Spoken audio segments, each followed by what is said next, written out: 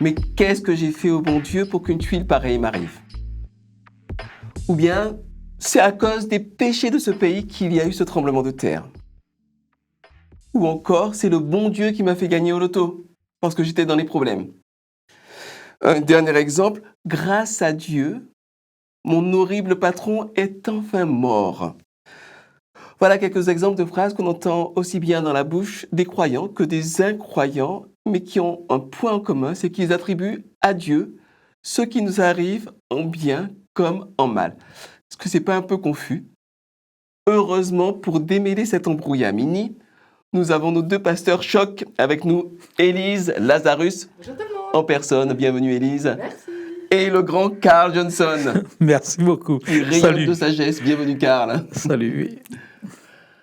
Alors, on va peut-être se recontextualiser un petit peu. On a quitté Joseph en tant que personne, et puis Joseph va avoir une descendance, Jacob va avoir une descendance, qu'on va appeler le peuple d'Israël. Est-ce que l'un d'entre vous peut me résumer un petit peu ce qui se passe pour ce peuple, ce qu'il devient après la mort de Jacob, après la mort de Joseph?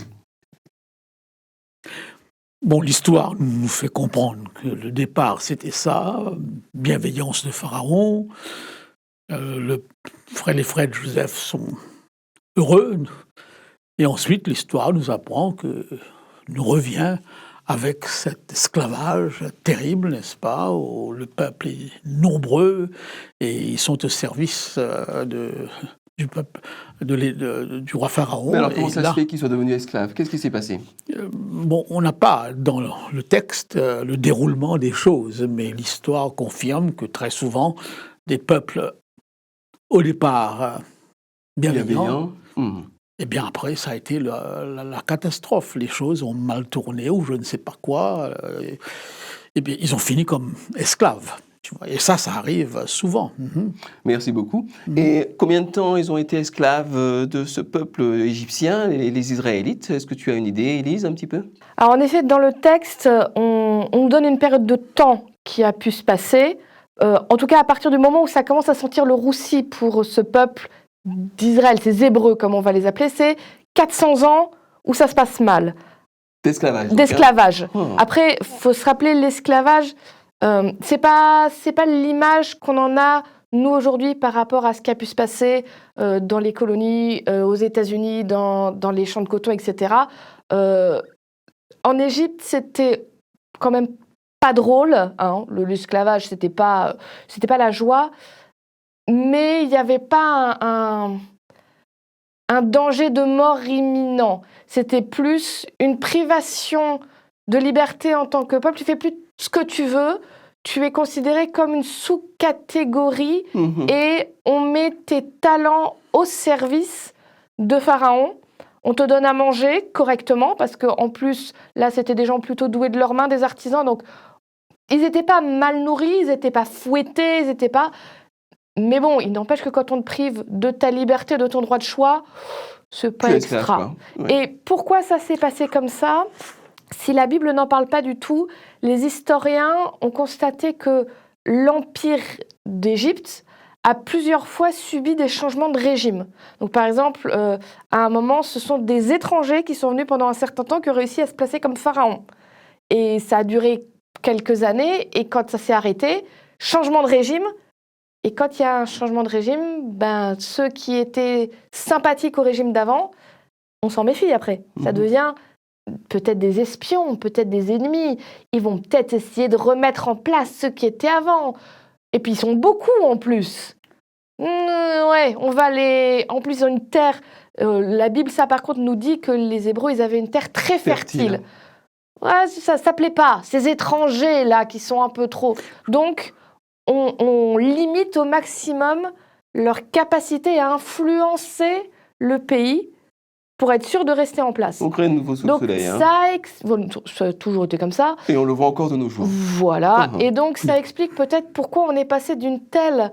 un pharaon qui fait extrêmement confiance au peuple et qui les favorise, à les derniers des derniers dans le pays. On vous tolère, mais on fait ce qu'on veut de vous, quelque part. On vous réduit en esclavage. Je pense qu'on vit cela aujourd'hui. Non, je voulais reprendre ce que tu viens de dire. L'histoire se répète. Il n'y a rien de nouveau sous le soleil. J'écoute un petit peu comme tout le monde les explications de cette guerre en Ukraine, de l'élargissement de l'OTAN.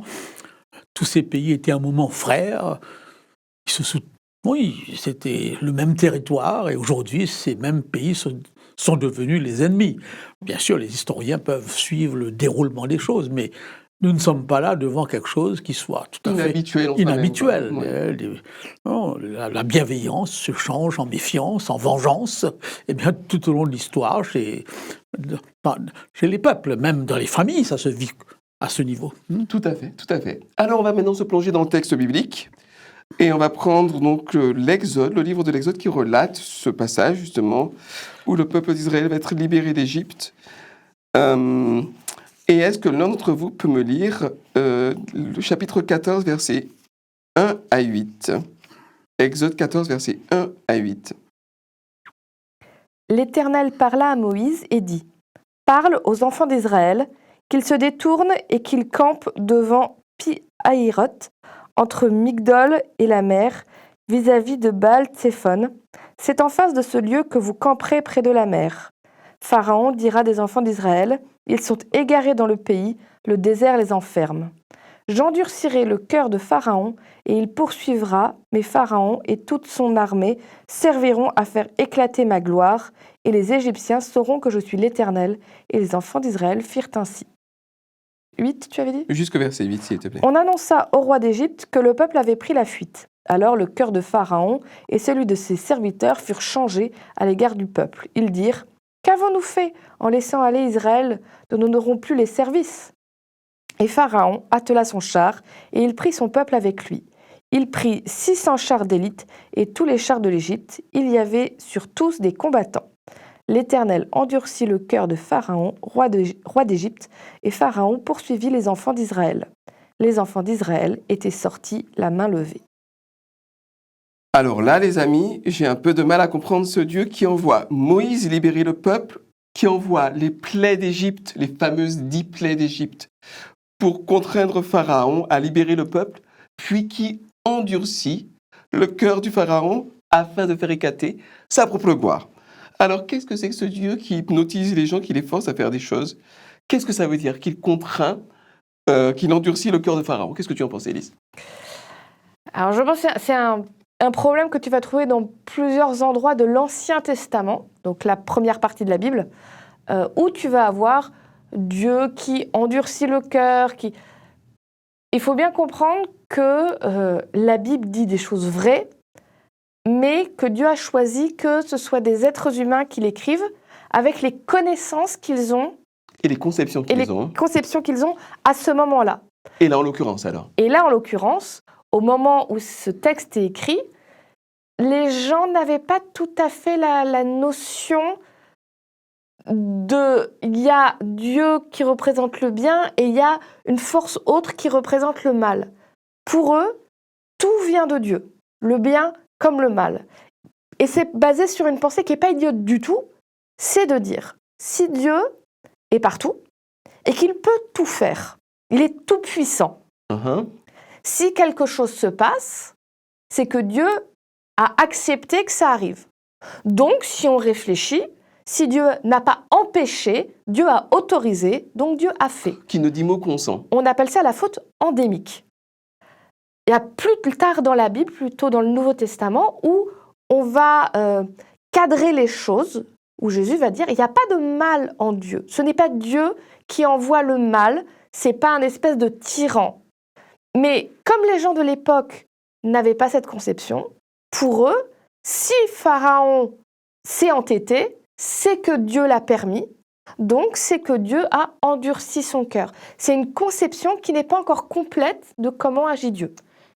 Et ça t'explique plein de textes comme ça. On a l'air de dire que c'est Dieu qui joue un peu au dé avec les gens, qui dit « Ah, bah toi, ton cœur va s'endurcir, allez !» Et j'utiliserai ça pour que ma volonté se fasse. Dans ce sens-là, Karl. Donc, ce n'est pas seulement une conception du passé, d'une culture lointaine. Dans l'islam, cette conception est là. Inch'Allah, on se soumet, le bien et le mal vient de Dieu. C'est Dieu qui l'a voulu. C'est Dieu qui l'a voulu. Avant chaque match de foot, 2 équipes musulmanes, eh bien, demandent la bénédiction de Dieu et le résultat, à la fin... C'est la volonté de Dieu. Et les 2 équipes s'applaudissent mutuellement, n'est-ce pas? Où est la place de Dieu ici? J'aurais même dire que dans notre vision moderne des choses, quelque part, on a un peu cette conception. On a un président Jupiter, c'est lui qui dirige tout, et en même temps, on lui attribue tout. Comme il y a une source de départ, eh bien, tout provient de cette source, en bien ou en mal, même si le déroulement des choses, eh bien, doit être compris par la responsabilité des uns et des autres dans le système pris globalement. Donc, suivant les commentateurs, les Juifs attribuent tout à Dieu, qui est le point de départ, mais ça ne veut pas dire, finalement, eh bien, qu'ils s'enlèvent la responsabilité. Je pense à un texte, je crois qu'on a déjà cité cela dans le Nouveau Testament, où c'est Pierre qui dit, dans son discours, selon son dessein préétabli. Avec ma conception moderne, j'aurais tout de suite réagi en disant, mais c'est comme ça, Pierre, moi je ne suis pas responsable de ça. Tu me dis, c'est lui qui l'a établi. Donc, où est ma responsabilité dans cette crucifixion? Mais le peuple, au temps de Jésus, ne réagit pas comme ça. Au contraire, ils prennent sur eux quelque chose qu'on a attribué à quelqu'un d'autre. Donc là, nous sommes dans une vision culturelle, mais nous constatons que même lorsque nous disons « mais qu'est-ce que j'ai fait au bon Dieu ?» c'est une façon d'attribuer tout à Dieu. L'attribution. Malgré tout, l'être humain eh bien, est dans cette vision très souvent des choses. Mais alors, comprenez bien, mes amis, moi je me mets à la place de quelqu'un qui n'a jamais lu la Bible. On lui dit c'est la parole de Dieu, la vérité est là-dedans, et il lit que Dieu a endurci le cœur. Comment est-ce qu'on jongle entre ce que Dieu laisse faire, ce qu'il aurait pu empêcher, ce qu'il fait activement? Comment est-ce qu'on fait la différence? Comment est-ce qu'on arrive à s'en sortir? Est-ce que c'est une question que les gens doivent pouvoir se poser, que je me pose d'ailleurs moi-même, il n'y a pas forcément de réponse évidente. Mais est-ce que Dieu est vraiment dans... Parce qu'il est tout-puissant, est-ce qu'il est dans le tout-contrôle? Comme il est omniscient, est-ce qu'il est dans l'omnicontrôle, si j'ose dire? Alors, Élise. Je vais prendre un exemple qui quitte complètement le domaine du religieux. C'est juste pour montrer un point par rapport à la Bible. J'aime beaucoup lire, j'aime beaucoup les livres, et j'aime beaucoup aussi regarder les adaptations des livres que j'aime au cinéma. Mais je suis toujours frustrée. Pourquoi? Parce que quand je regarde un livre que j'ai aimé au cinéma, j'ai toujours des choses où je dis « mais ça c'était dans le livre, mais il n'y a pas dans le film ». C'est frustrant. Mais la réponse logique est de dire « oui, mais dans un film, on ne peut pas mettre tout ce qu'il y a dans un livre ». Ben oui. Maintenant, je retourne sur la Bible. La Bible décrit des milliers d'années d'histoire. Elle le condense en montrant des événements particuliers qui se sont passés, des événements forts. Mais cette condensation peut donner l'impression que tous les 4 matins, Dieu intervient très fortement et miraculeusement pour tout chambouler. Sauf que, ben non, c'est des événements répartis dans le temps qui sont mis ensemble et on enlève toutes les parties entre où il ne s'est rien passé et où Dieu n'a pas agi. Donc ça donne cette impression que, bah oui, Dieu, il intervient tous les 4 matins, donc pourquoi il a laissé faire ça? Or, ce n'est pas la réalité. Je crois que dans la réalité, Dieu a choisi une posture qui est de dire « Vous, les êtres humains qui croyez en moi, qui voulez porter mes valeurs, vous allez être mes pieds, mes mains et ma bouche. » Est-ce que tu veux préciser ce que tu veux dire par là? C'est vous qui allez faire. Je vais vous inspirer, vous donner l'envie d'agir pour améliorer ce monde. Et oui, des fois, Dieu intervient pour des petites ou des grandes choses, mais la plupart du temps, il nous a donné cette responsabilité-là pour les choses qu'on peut faire. Et du coup, on comprend mieux pourquoi cette idée de dire tout vient de Dieu tout le temps. Ben non, parce que Dieu n'est pas en ingérence dans le monde, en nous privant de notre liberté de faire des choix, y compris ceux qui ne sont pas d'accord avec lui. Et donc, il est beaucoup plus à vouloir nous influencer pour qu'on agisse bien et qu'on améliore ce monde que de façon arbitraire, claquer des doigts, résoudre le problème malgré nous, parce que ça, c'est l'histoire humaine qui nous l'apprend. Résoudre un problème sans la conviction de ceux qui sont impliqués... La participation active aussi. Ça ne marche pas sur le long terme. Donc Dieu choisit les versions du long terme. Donc un angle intéressant qui consiste à dire, plutôt que de me demander est-ce que Dieu peut tout régler d'un claquement de doigts, qu'est-ce que moi je peux faire pour faire évoluer les choses, c'est un angle qui est quand même peut-être effectivement plus pertinent. Mais Car- on peut aussi voir la chose d'une manière beaucoup plus simple. Au moment où les nuages se retirent, la pluie ne tombe plus. Au moment où la pluie ne tombe plus, le sol s'endurcit. Dieu endurcit, c'est une façon de parler où il se retire. Il se retire de l'homme. Parce que l'homme ne veut plus de lui. Exactement. Donc la raison est donc part de l'attitude de l'homme, de la posture de l'homme. Et en se retirant, eh bien, comme je l'ai expliqué, par la pluie qui ne tombe plus, l'homme n'a plus qu'une seule voie, l'endurcissement, n'est-ce pas? Et la stérilisation. Et la stérilisation. Mmh. Oui. Donc, c'est une autre façon de voir la chose. Maintenant, le texte semble dire qu'il l'endurcit pour sa gloire. Hein. Je ne sais pas si j'ai lu un commentaire ou parfois quelque chose qui ne sert plus à rien, n'est-ce pas? En elle-même, cette chose n'a plus une valeur particulière. Je vais quand même maintenant faire quelque chose avec, le recycler ou quelque chose, n'est-ce pas?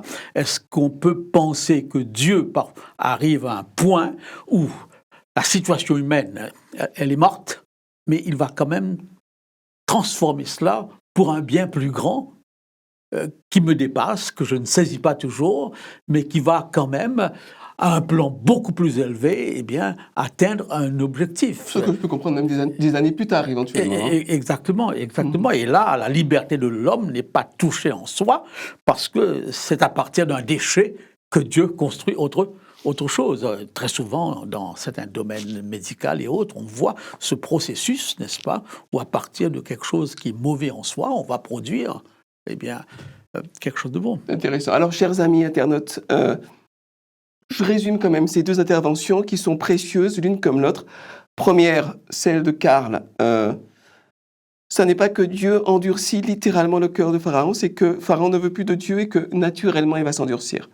Donc c'est important de ne pas prendre toutes les déclarations de la Bible au pied de la lettre, mais il faut chercher à comprendre quel est l'angle du rédacteur, ce qu'a précisé également Élise, qui a également affirmé, je crois à juste titre, que plutôt que de tout imputer à Dieu, c'est important de se demander ce qu'on peut faire nous-mêmes, parce que Dieu, au lieu de tout résoudre à notre place d'un claquement de doigts, Dieu veut que nous utiliser non seulement pour faire du bien autour de nous, mais en faisant du bien pour nous construire nous-mêmes. Tout à fait. Et quand on lit l'histoire de Pharaon face à Moïse, eh bien, on se rend compte que c'est pas Moïse. Moïse lui donne une voie de sortie à chaque fois, mais c'est lui. Eh bien, qui s'oppose systématiquement. Je vois le film de Cécile B. 2000, que cela soit écrit et accompli, n'est-ce pas? Ah, Yul Brynner. Pardon, excusez-moi. C'est toute mon enfance qui remonte. C'est un magnifique film. Finalement, l'histoire révèle que c'est lui, c'est sa détermination, c'est sa volonté qu'il impose. D'ailleurs, le visage de Yul Brynner est celui de... C'est moi le macho, c'est moi le patron ici, n'est-ce pas? C'est pas toi, Moïse. Donc, l'histoire va beaucoup plus dans le sens de Pharaon qui s'endurcit systématiquement après au moins 10 avertissements qui n'aboutissent à rien. Qui n'aboutissent à rien. C'est important de se demander quelle est la responsabilité de l'homme dans ce contexte-là. Alors, peut-être un dernier passage qu'on va prendre dans Romains 1, verset 18, en ayant bien en tête ces plaies, notamment d'Égypte. Romains 1, verset 18, et je demanderai donc à Karl de bien vouloir me lire ce passage-là. 1, 18, hein? S'il te plaît. 1, 18. La colère de Dieu se révèle du ciel contre toute impiété et toute injustice des hommes qui retiennent injustement la vérité captive. Car ce qu'on peut connaître de Dieu est manifeste pour eux, Dieu le leur ayant fait connaître. Alors, voilà une expression que l'on trouve régulièrement dans la Bible. On parle de la colère de Dieu. Alors, moi, je vois bien ce que c'est que d'être en colère. J'ai 3 garçons qui ne rangent pas leur chambre. Je leur ai dit 8 fois de nettoyer leur chambre. Je les retrouve en train de jouer en secret à la console. Je me mets en colère. Est-ce que c'est ça, la colère de Dieu? Que vous en pensez? Pourquoi est-ce que la Bible parle de la colère de Dieu? Qu'est-ce qu'on peut en dire? Je pense qu'on confond souvent la colère avec les conséquences de la colère. La colère, ça n'a rien de négatif. La colère est un sentiment normal et naturel profondément ancré en nous qui permet à notre corps de se mettre en condition pour réagir à quelque chose qui nous paraît dangereux ou injuste. Voilà. La colère, c'est ton cœur bat plus vite parce que le sang passe plus vite dans ton corps, ton cerveau se met en ébullition. De l'adrénaline commence à Voilà, sécréter. pour trouver des réponses appropriées, parce que tu es face à quelque chose qui ne peut pas continuer, qui te paraît anormal. Après, les conséquences de la colère, ça peut être ou bien tu la canalises et tu l'utilises pour sortir de cette ornière, de cette situation difficile et l'améliorer. Donc ça peut être maîtriser sa colère et faire un discours ou mettre en place des choses. Aller voir tes garçons pour leur dire de façon appropriée non, c'est pas acceptable que tu joues pendant que ta chambre n'est pas rangée. Donc on va mettre en place ça pour que ça ne se reproduise plus. Ou bien les conséquences, ça peut être je me laisse déborder par cette colère et par exemple j'en arrive à un geste violent parce que la colère est tellement forte en moi, il faut qu'elle sorte et paf, j'en sors une. La colère de Dieu, on a tendance à tout de suite l'associer à la violence, ce qui n'est pas forcément le cas. Alors c'est de l'anthropomorphisme et Dieu est... Tu peux expliquer ce que ça veut dire, anthropomorphisme, c'est l'idée que ça peut être sur des objets, des animaux ou quelque chose qu'on a du mal à comprendre comme Dieu. On va lui donner des caractéristiques normalement pour les humains. Moi, mon chien, de temps en temps, je dis « Oh, il sourit ». C'est un anthropomorphisme. Mon chien ne sourit pas. Mon chien ouvre la bouche pour avoir de l'air, pour avoir moins chaud. Et parce que ça a l'air d'être un sourire, j'ai tendance à coller sur lui ce que ferait un humain. On n'a pas d'autre choix avec Dieu que de faire des anthropomorphismes parce qu'on ne le comprend pas, on ne l'a pas rencontré. Donc, on essaye de le décrire avec ce qu'on connaît, donc l'être humain. On va coller à Dieu quelque chose que nous connaissons, la réaction qu'on a face à une injustice. Dieu voit des gens qui essaient de détourner la vérité, on dit ça le met en colère. Ce qu'on veut dire, c'est Dieu a une réaction et il ne laisse pas passer les choses injustes. Il se met en action. Et comme c'est difficile de faire toute cette phrase-là, on dit Dieu se met en colère. Merci beaucoup pour cet apport. Karl, qu'est-ce que tu en penses ? Je pense qu'il faut faire attention de ne pas confondre la colère et les émotions qui accompagnent la colère. En tant qu'être humain, lorsque nous exprimons notre colère, c'est par des coups, des paroles dures, etc. Et parfois, l'enfant ne comprend plus rien, n'est-ce pas, par rapport à cette exagération émotionnelle par rapport au sentiment de colère. Il n'y a rien de plus normal face à l'injustice, face à l'inhumanité, face à éprouver un dégoût, une tristesse, à vouloir même changer immédiatement les choses. La colère de Dieu, c'est chez lui cette incompatibilité avec le mal. Nous sommes dans un monde où nous nous habituons au mal. Personne ne parle plus tellement de l'Ukraine actuellement. On s'y habitue. Et je pense à un texte de David, n'est-ce pas, où il exprime une colère terrible par rapport à l'injustice, où il dit « tue ces enfants ». Sur les rochers, etc. C'est dur comme texte. Comment peut-on demander à Dieu une pareille chose ? Mais là, vous avez l'expression de quelque chose de très profond. Si en tant que croyant chrétien, je lis une histoire d'un homme qui a violé des gamins, etc., et que je n'éprouve pas au fond de moi un dégoût, de la révolte, une révolte, je ne suis pas normal. Je ne suis pas chrétien. Et on se voit dans un monde qui finalement s'habitue à tout. Bien sûr, les médias nous l'obligent ainsi. On passe d'une détresse, un match de foot, n'est-ce pas, à une publicité de Coca-Cola, et nos émotions ne font que le va-et-vient entre le drame et la comédie, n'est-ce pas ? Et finalement, on s'endurcit quelque part, on devient insensible. J'ai vu un prof à Collonges où j'ai étudié, qui à un certain moment s'est rendu compte que la moitié de la classe trichait.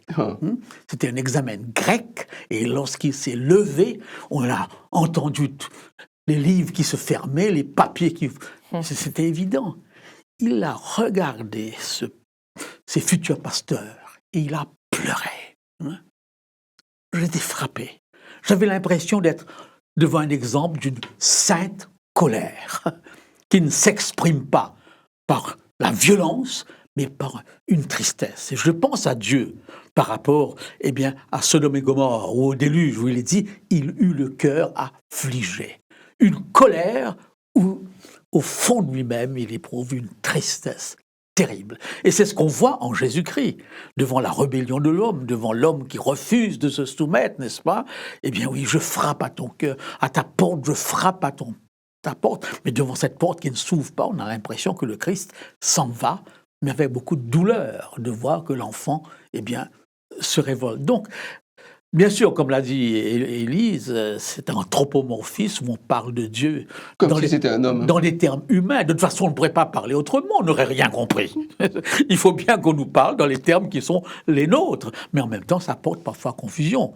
C'est pour cette raison que pour moi, le Christ est la lumière qui permet de comprendre qui est Dieu. Avec l'Ancien Testament, on est très souvent confus, mais avec le Nouveau Testament, en Jésus-Christ, les choses sont plus claires. Eh bien, ce sont d'excellents termes de conclusion à la lumière de l'amour de Dieu révélé en Christ, et nous aurons l'occasion d'en parler. L'action de Dieu, y compris dans l'Ancien Testament, devient beaucoup plus claire.